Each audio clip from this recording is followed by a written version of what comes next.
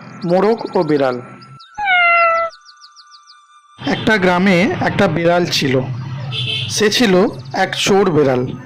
প্রায়ই গৃহস্থের বাড়ির নানান জিনিসপত্র সে চুরি করে নিত।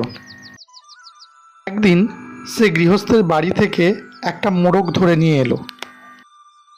মোরগটা বলল, ভাই, তুমি আমায় মারবে কেন? আমায় একটু কথা বলতে দাও।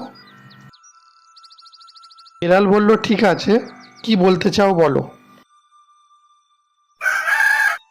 মোরগ বলল, আমি ভোরে ডাকলে মানুষ ঘুম থেকে ওঠে, কাজ করে, মালিকের সম্পদ বাড়ে, তাই আমাকে যদি মারো তোমার ক্ষতি হবে। বিড়াল বলল, তোমার সঙ্গে কথা বলার সময় আমার নাই, তাই তোমাকে মেরে খেয়ে ফেলবো।